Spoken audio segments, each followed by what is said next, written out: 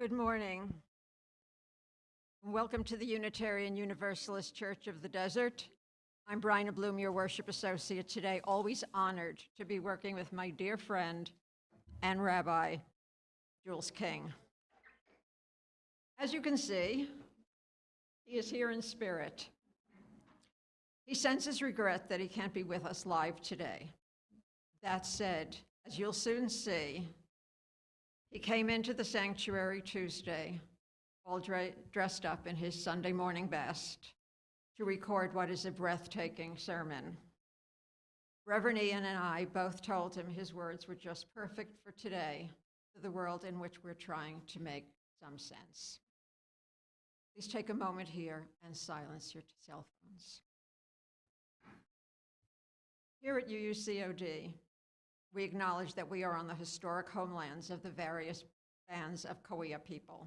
And we honor, yes, we honor the unique relationship that we hope emerges between our community and the indigenous people and their traditional territories. Let this acknowledgement serve as a reminder to recognize, honor, reconcile, and partner with the Cahuilla people whose lands and water, our precious water, we benefit from today. Before we begin, we also want you to know that it doesn't matter where you or your ancestors are from, who you love, your gender identity, your theology, politics, or immigration status, your age, or your physical limitations. We welcome all those who are committed to our core values as expressed in our 8 principles. Together we come to this place to share our hopes, our dreams, and our visions. We seek to build a diverse and inclusive community that honors our first principle, the inherent worth and dignity of every being. Thank you for being with us, whether here in the sanctuary or out in computer land online. If you're watching the service online, we are very glad that you're with us. Please consider making a donation in our virtual offering basket. Your contribution is an important way to support and sustain the good work of UUCOD. You can click on the link that is in the constant contact you received on Friday or at the end of service today. If you're here in the room, we will be taking collection later in the service, and we welcome your offering at that time. Also, today is Food on the First. I want to thank everyone who remembered to bring in support of the Galilee Center. They also need clothing, and starting next month, badly needed school supplies for their children. I have 2 announcements. One, very self-serving. Rev Don and I will be launching a journal writing group for widows and widowers in transition to be held through Reliance Hospice. If you know of anyone who might benefit from this form of healing, please let them and us know. Next, our incredibly hardworking auction goddess, Carol Lavoie, wants us all to start thinking about what we'll be donating to this year's auction. If you've never participated, it's so much fun, and if you have, we expect to see you again in November. Excuse me, the peanut gallery is speaking. What?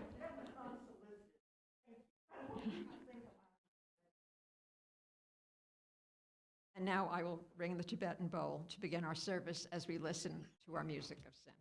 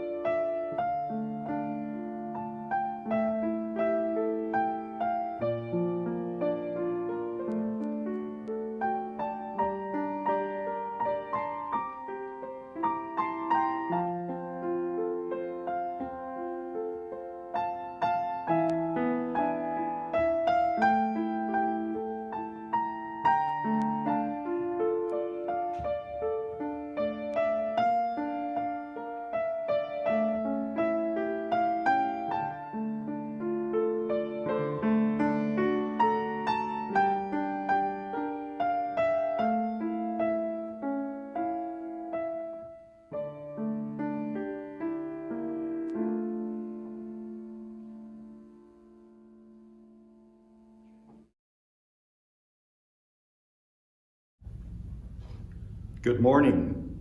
I'm thrilled and honored to be with you again. I only wish I was here with you in person this morning.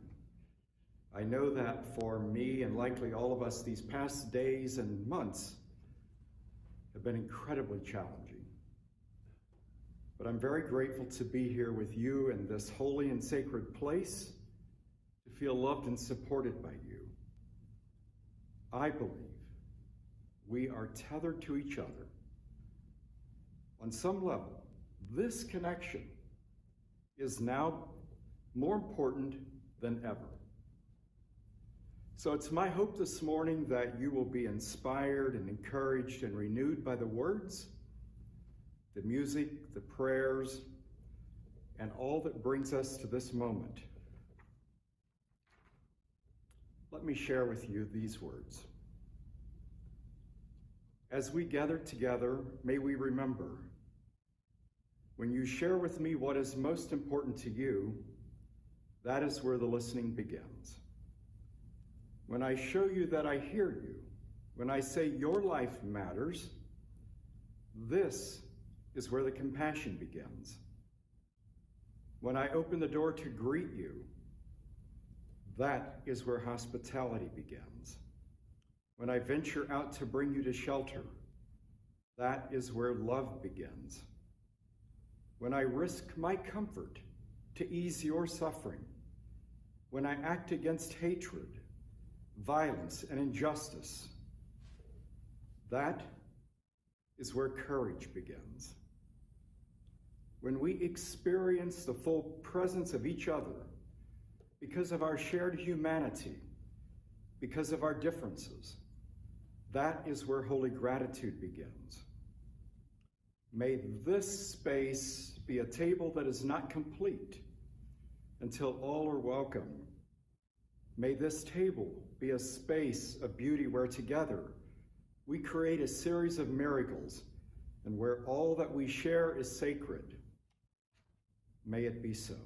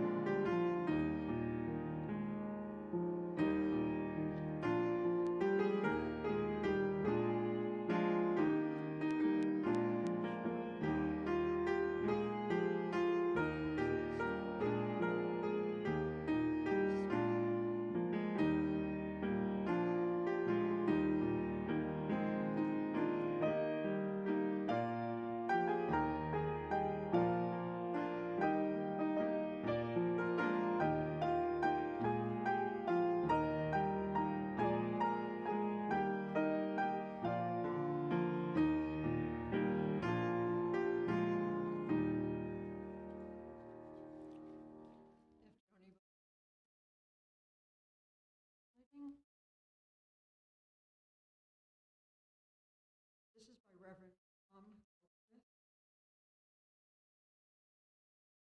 Symbol of light and courage, symbol of warmth and freedom. We light this chalice as a symbol of our faith. Here we gather to celebrate hope and the infinite possibility of love. Now, if you recite with me. We light these candles in solidarity with Black, Indigenous, and other people of color as they journey towards spiritual wholeness. May we, as a beloved community, work to dismantle racism and all forms of oppression. May we live out our principles so that justice, dignity, and equity for all prevail.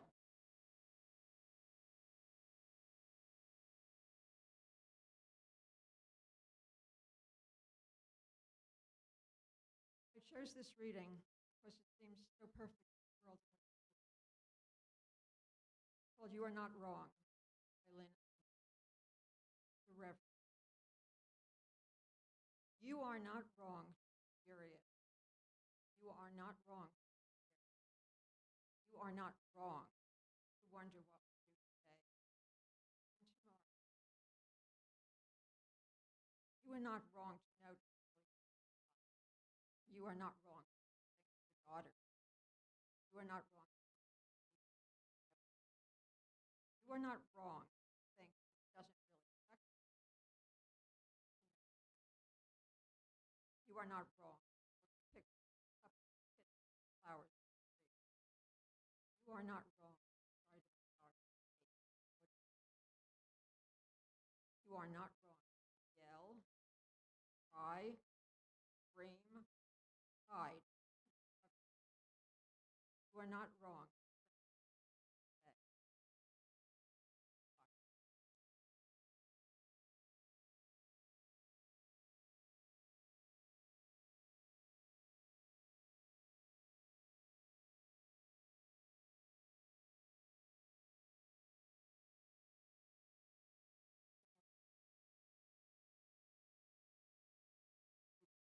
Gratefully, thank you, Joe. This is the time.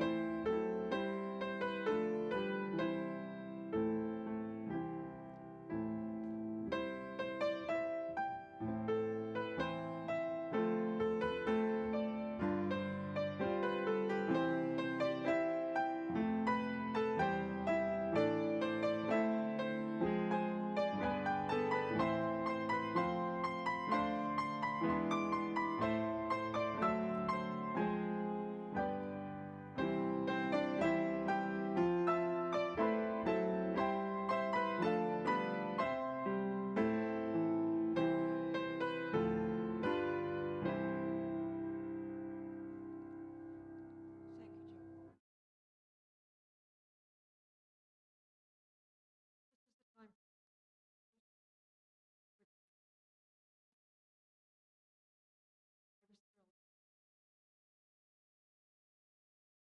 thrilled. Um, Today is July 3rd. I wrote this on June 28th after hearing rabbis record his sermon.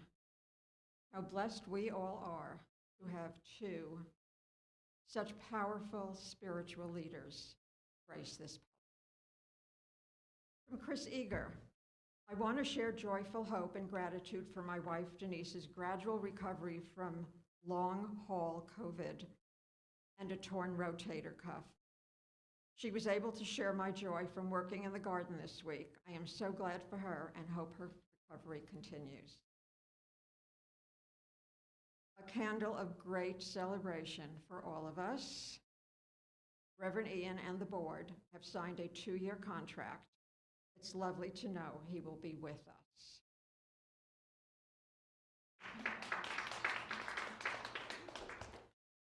From Leslie, thanks to Bryna for reminding us to share our joys. The friendships made among our congregants are my joys. From Sandy and Margaret, we are so blessed to be able to share in the 10-year renewal of vows of Margaret's son Andrew and wife Christine. It was a lovely ceremony held in the San Juan Bautista Mission. As a special treat, it was on our anniversary too. And finally, from Rabbi Jules, he's asking for our thoughts for his continued recovery, hoping that he heals well. And for the joys and sorrows you hold in your heart that I have not read. Please take a moment, close your eyes, get comfortable, and listen to the words that Reverend Ian read when he met with us after the Roe versus Wade decision came down. Hope Rises by John A. Behrens and Rebecca. Hope rises. It rises from the heart of life, here and now, beating with joy, and hope longs. It longs for good to be affirmed, for justice and love to prevail, for suffering to be alleviated, and for life to flourish in peace. Hope remembers. It remembers the dreams of those who have gone before us and reaches connection with them across the boundary of death. Hope acts. It acts to bless, to protest, and to repair.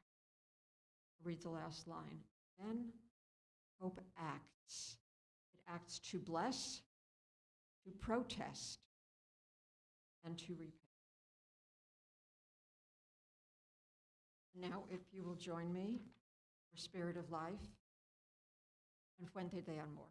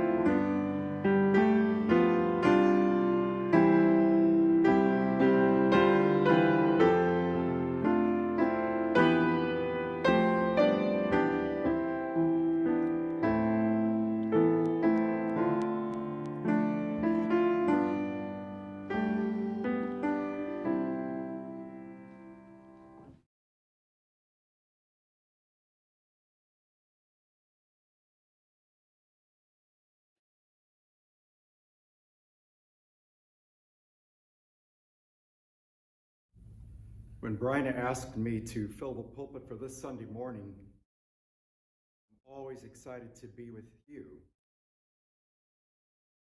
I feel like I'm home, because it's home for me and for DOS. I always say, I really mean it, I'm a Unitarian as well.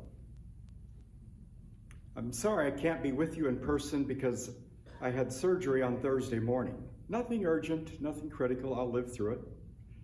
But I'm under doctor's orders to stay in and stay quiet for about 7 to 10 days to heal.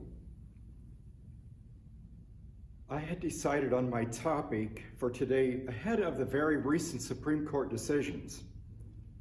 Like you and so many around the nation, my brain, my emotions, my entire being have been in a turmoil ever since these recent horrific decisions by this extreme right-wing Supreme Court. I will be honest with you and tell you that my anger and my frustration is beyond anything that I've felt in many, many years. So what do I do? What do you do? What do we do with all of these happenings? Where do we go from here? Whatever happened to respecting the inherent worth and dignity of every person? As a Jew, the question for me is, how does my Judaism inform me in my thought process? I just returned from spending a week in New England, spending time in very familiar places, Boston, out on the Cape in P-Town for a week, thinking about the good old days when the news started breaking of the rulings being issued. I thought about my first gay pride that I went to when I was much younger in Providence, Rhode Island, with my friends back in the early 90s. I distinctly remember being there with maybe about 300 or so of us out on the streets that day, marching and protesting and participating in some semblance of a parade, hoping that nothing would happen, worried about the TV cameras video taking our pictures, wondering what the consequences might possibly be. I also recall going to many events and protests over the years, being part of ACT UP during the late 80s. Do any of you remember ACT UP? Remember those days of trying to call attention to the AIDS epidemic and of our issues for and demands for equality and fairness? You could count on ACT UP to talk about it.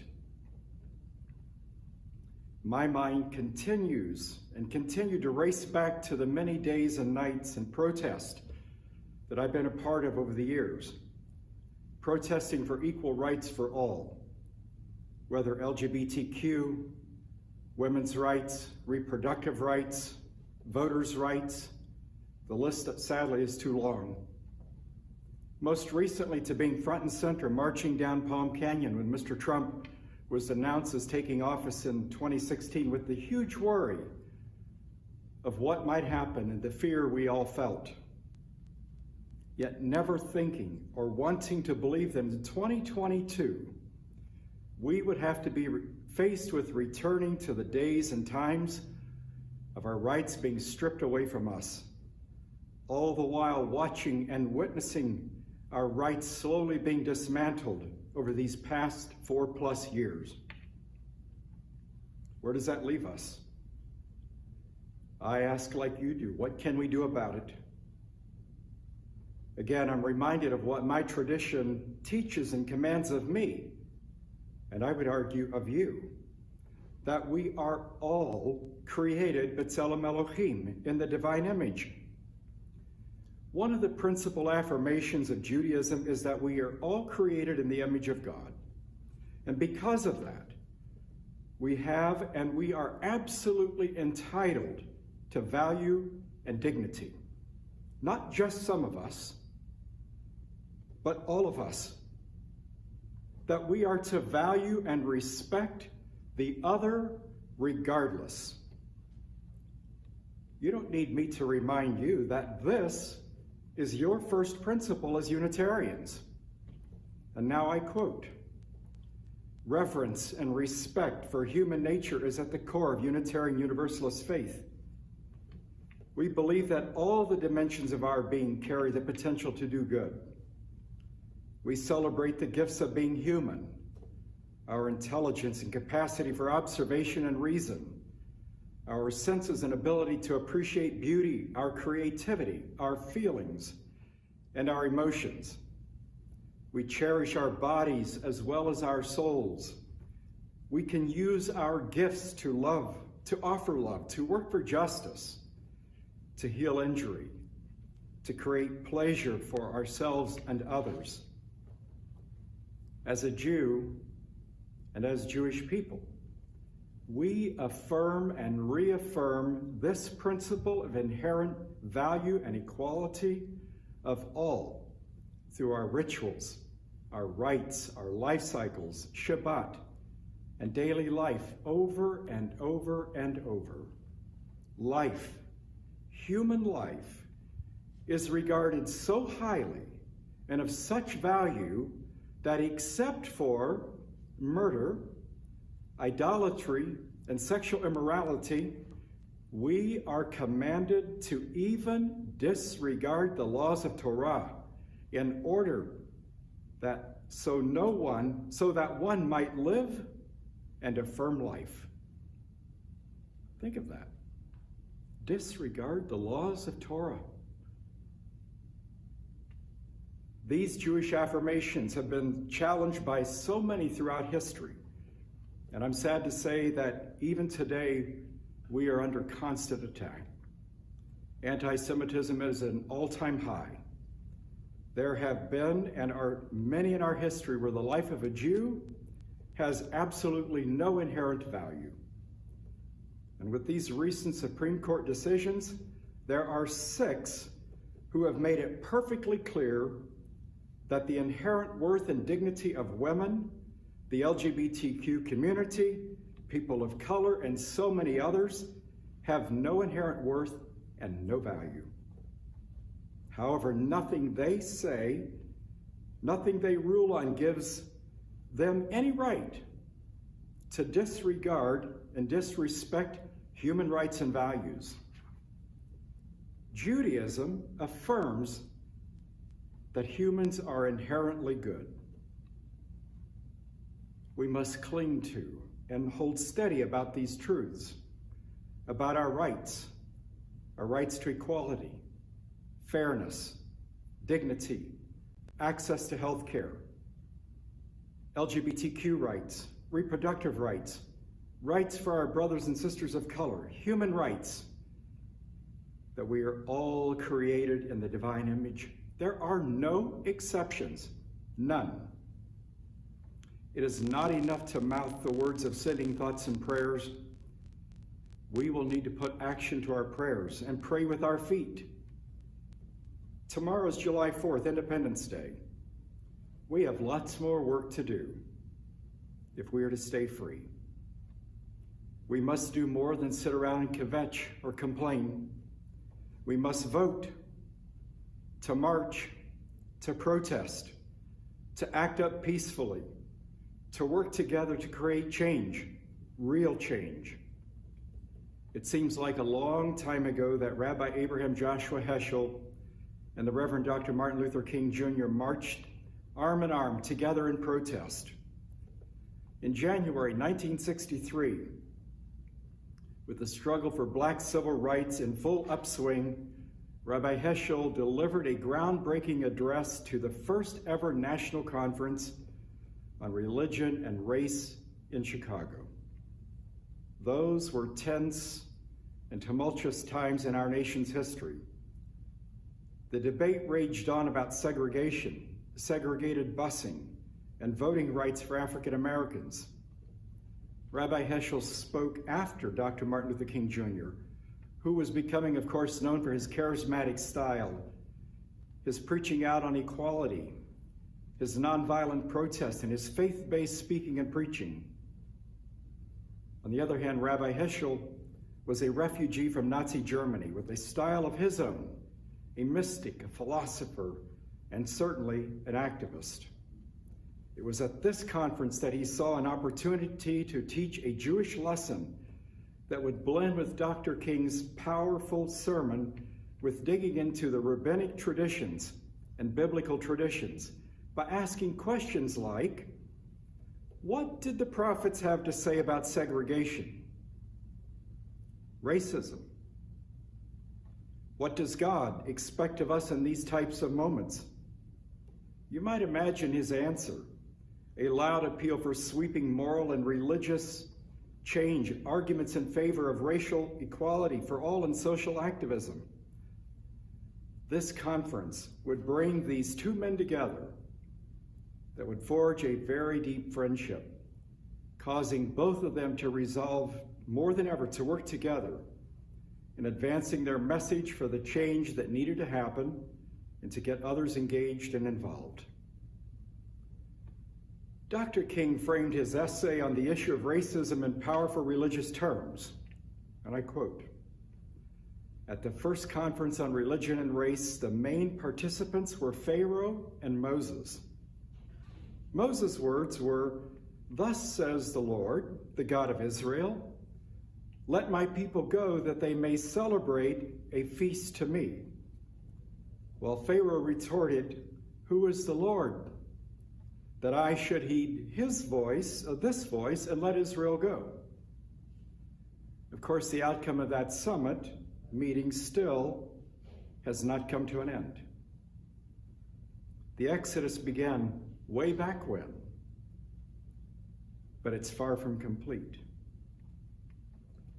He then goes on to place the struggle for civil rights from a Jewish religious perspective, that of the Exodus from Egypt. In fact, his central argument is still familiar today, that we are all part of a single family, created in the image of God, and that anything less than full equality for people, all people, is to deny the will of the divine and a travesty. Dr. King goes on to call it as he saw it, saying racism is a disease. In fact, he went so far as to say racism is Satanism, something that affects the spiritual substance and condition of every one of us. Therefore, there can never be any neutrality on this topic or the others that plague us today, including gun violence, everything else that we are reading about. Just as Heschel argued and preached, no one can be neutral in the face of racism. I would add and argue that no one can be neutral in the face of homophobia, xenophobia, sexism, white supremacy, misogyny, and every other form of bigotry and intolerance. Dr. King stated, and I quote, "Indifference to evil is more insidious than evil itself. An honest examination of the moral state of our society will disclose some are guilty, but all are responsible." However, do not despair. That is likely what most of us are feeling today, despair, thinking nothing can be done. They have won. But no, they have not won. Perhaps short term, but not long term if we make our voices and our votes known. They will not have the last say. Now is not the time to give up in despair. Rabbi Heschel preached and taught that this issue cannot be ignored. He was forceful in telling them that even then, during those very difficult and tough times, that the issues could be resolved and that they could not be ignored. He went on to say, and I quote, "It can be solved, that the greatest heresy is despair, and that the human capacity for goodness and for love is not to be underestimated." I would remind us that his message is still relevant and useful today. His message is one we need to be reminded of today, even with all of the pain, the anger we feel, and the anguish of these rulings. In closing, let the words of the prophet Amos, and as both Rabbi Abraham Joshua Heschel and the Reverend Dr. Martin Luther King Jr. believed and spoke, let justice roll down like waters and righteousness like a mighty stream. Because I believe that if we truly link our hands, our hearts, our voices, our minds, and we put feet to our prayers, that change is possible. Yes, we will have to work hard to make it happen, but we must carry on the work that was started long ago. And we will use our energy and our voices, our votes, and our passion to protest, to affect and effect lasting societal changes, even in 2022 and 2024. Let all of us commit to find something to do to contribute, to engage, and to participate to bring about the change from the State House to the halls of Congress and beyond. Peace, salam, shalom.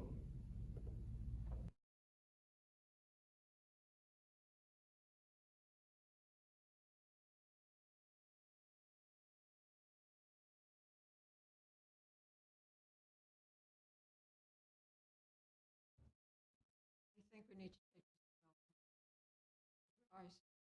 Take a deep breath. That sermon affected me so strongly when I heard Tuesday.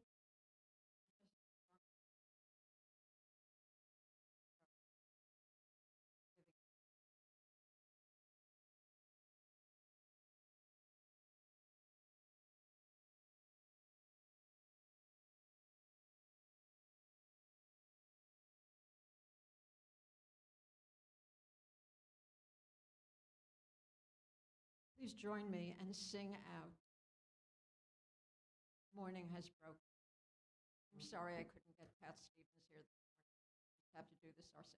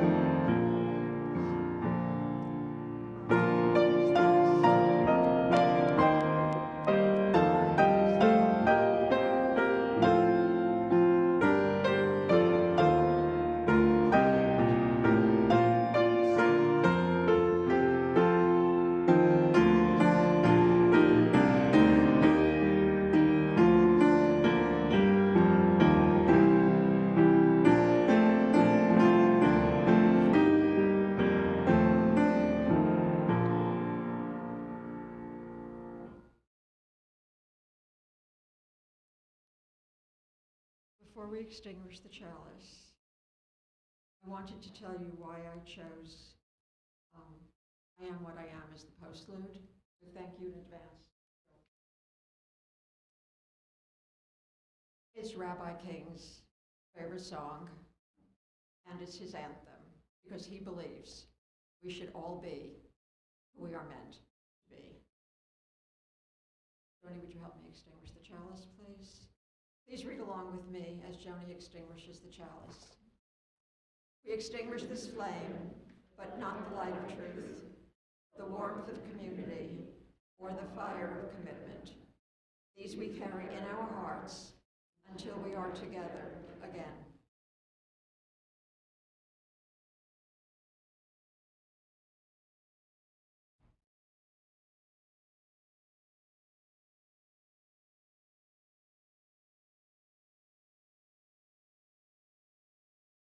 In closing, my benediction for you and with you. May this time of sharing with our family and this community bring peace and understanding to all of us. May it bring us to the recognition that we depend on each other for all of the good that we can ever hope to receive, and also for all the good we can hope to accomplish, because it rests in helping others in return. And now, may we go in peace and love. In closing, my benediction for you and with you. May this time of sharing with our family and this community bring peace and understanding to all of us. May it bring us to the recognition that we depend on each other for all of the good that we can ever hope to receive, and also for all the good we can hope to accomplish, because it rests in helping others in return. And now, may we go in peace and love.